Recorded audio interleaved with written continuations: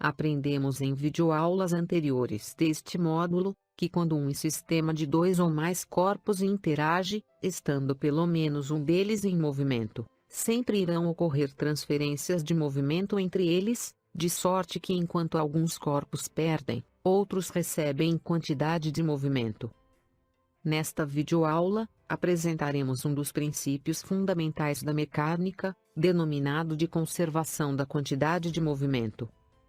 O termo conservação se refere a algo que sob determinadas condições, não é alterado. Isto é, a grandeza que se conserva, tem o mesmo valor antes e depois de um evento. No caso da quantidade de movimento, veremos a seguir que a condição necessária para a sua conservação, é o sistema ser isolado. Isto é, a resultante das forças externas sobre o sistema, ser igual a zero. Veremos nos próximos módulos desse curso, que em mecânica, além da quantidade de movimento, existem mais duas outras grandezas fundamentais que podem ser conservadas. São elas: a energia e o momento angular. Para darmos início ao estudo do princípio de conservação da quantidade de movimento, vamos considerar como exemplo, o sistema constituído por dois blocos, A e B, em movimento retilíneo e uniforme, na mesma direção, porém em sentidos contrários.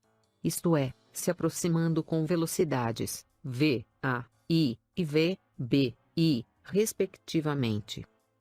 O índice, i, serve para identificar que essas velocidades são iniciais, isto é, antes da colisão. Assumiremos que eles estão em movimento frontal, e que logo após a colisão irão se afastar, ao inverterem os sentidos de movimento, e sem nenhuma perda de energia. Neste contexto, temos dois momentos a serem observados: o movimento do sistema de blocos antes e depois da colisão. Durante a colisão, os blocos irão trocar quantidades de movimento entre si, de tal maneira que após a colisão, os blocos A e B irão se afastar com velocidades v, a, f e v, b, f, respectivamente. O índice f serve para identificar que essas velocidades são finais. Isto é, após a colisão dos blocos. Veja. Baseado nessas informações, podemos dizer que antes da colisão, a quantidade de movimento total, Q, I, do sistema de blocos, é igual à soma vetorial da quantidade de movimento do bloco A, representado por Q, A, I, mais a quantidade de movimento do bloco B, representado por Q, B, I.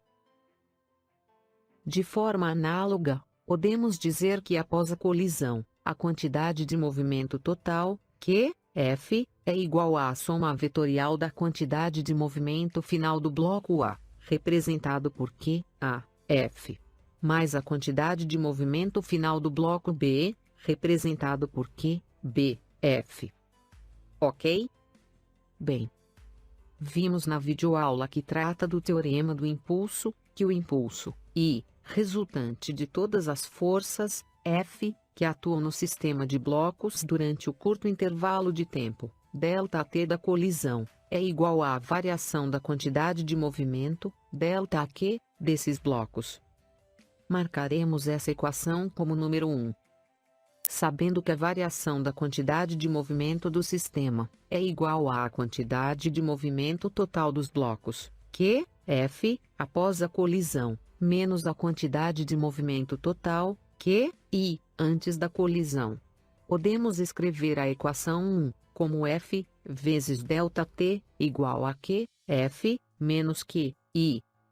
Marcaremos essa expressão como número 2. Na videoaula anterior, onde tratamos das forças internas e externas a um sistema, vimos que a resultante das forças, F, sobre o sistema é igual à soma vetorial das forças internas, F, I, mais as forças externas, F, E. Marcaremos essa expressão como número 3. Substituindo 3 em 2, encontramos que a soma vetorial das forças internas mais as forças externas durante o intervalo de tempo, ΔT de interação dos blocos, é igual à variação da quantidade de movimento do sistema. Marcaremos essa expressão como número 4. Ok? Veja. Identificamos que as forças internas surgem durante a colisão, quando o bloco A aplica uma força impulsiva, F(A)B, sobre o bloco B, e em resposta, pela terceira lei de Newton, o bloco B exerce sobre o bloco A força F(B)A. Veja que essas forças internas possuem a mesma intensidade, mesma direção, sentidos opostos, e agindo em corpos distintos do sistema. Sendo assim, podemos escrever que F(A)B é igual a menos F(B)A, isto é, a resultante das forças internas ao sistema de blocos, F(I), é igual a zero. Este resultado é muito importante, pois mesmo tratando de sistemas de mais de duas partículas, podemos estender este raciocínio, e provar que o impulso total sobre o sistema, sempre será devido às forças externas exercidas sobre ele. Marcaremos essa expressão como número 5. Portanto, não esqueça. As forças internas não alteram a quantidade de movimento total de um sistema. As forças internas podem até variar a quantidade de movimento dos elementos internos do sistema, mas a soma dessas variações, devida apenas a essas forças internas, sempre será nula, já que elas surgem aos pares de ação e reação, obedecendo portanto à terceira lei de Newton. Sendo assim, a variação da quantidade de movimento de um sistema é devido apenas à ação da resultante das forças externas. Dando continuidade ao estudo de nosso sistema de blocos, constatamos pela primeira lei de Newton que a resultante das forças externas também é zero, já que os blocos estão em movimento retilíneo e uniforme. Esta última observação nos leva a concluir, pelo que foi estudado na videoaula anterior, que nosso sistema de blocos é isolado. Este fato nos leva ao segundo resultado importante.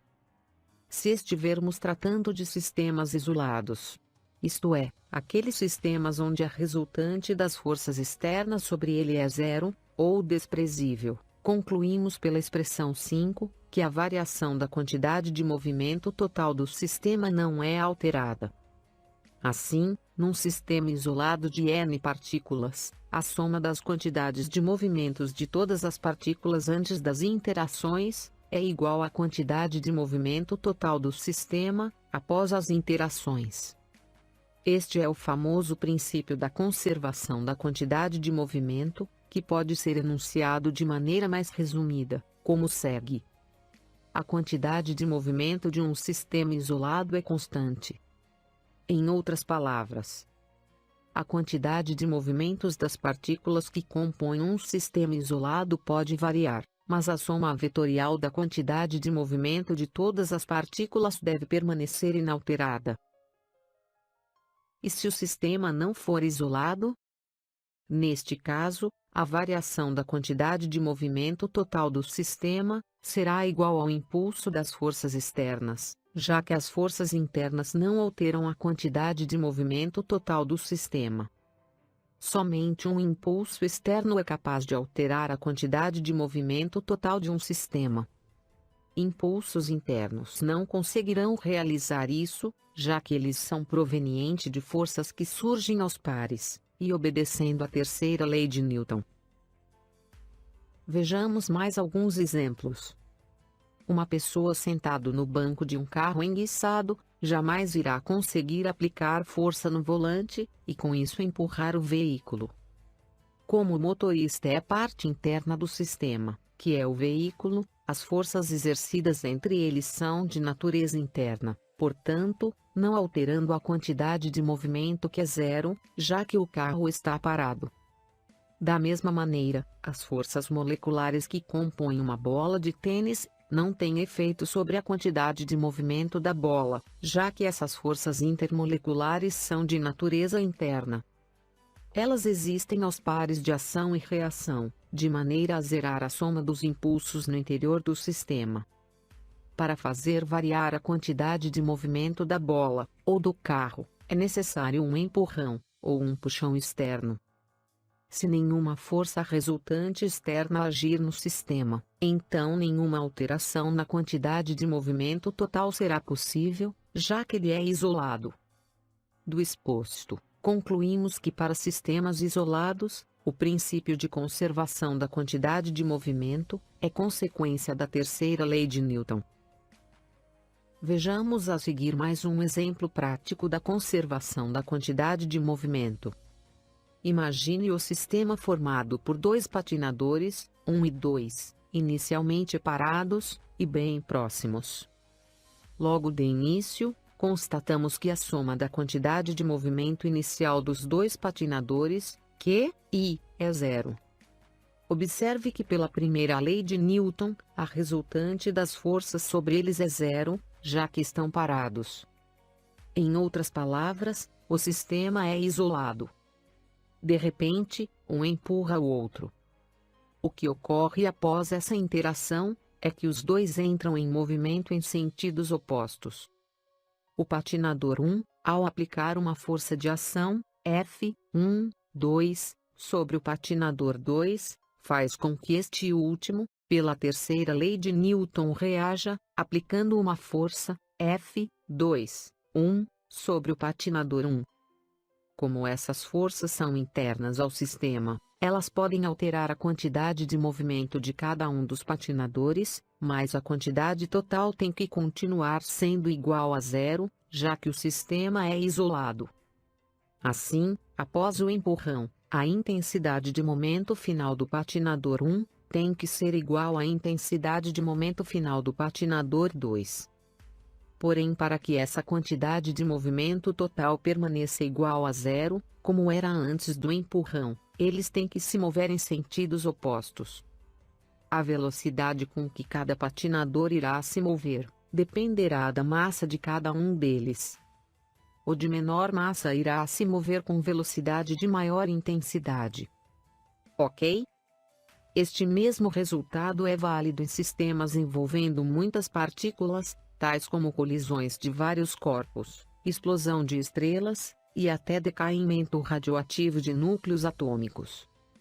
Apesar da lei de conservação da quantidade de movimento estar implícita nas leis de Newton, essas leis seriam muito difíceis de serem aplicadas em sistemas mais complexos. Veremos no decorrer do estudo da física, que os dois grandes méritos do princípio de conservação da quantidade de movimento são os seguintes. Primeiro, este princípio é válido para qualquer sistema isolado, independente da complexidade das forças internas entre as partículas, já que ele não depende da natureza detalhada dessas forças. Segundo, este princípio pode ser generalizado para situações em que as leis de Newton não são válidas, como, por exemplo, na teoria da relatividade e na eletrodinâmica, cujo tema será tratado no curso de Física Moderna. Espero você na próxima videoaula, onde analisaremos um simples exercício numérico envolvendo a conservação da quantidade de movimento. Para acessar todas as videoaulas do módulo, clique no link da playlist, no canto superior direito de sua tela, ou logo abaixo na descrição. Se gostou do canal, inscreva-se, dê o seu like. Acione o sininho para ser notificado assim que for publicado novas videoaulas, e participe com seus comentários e sugestões. Até breve.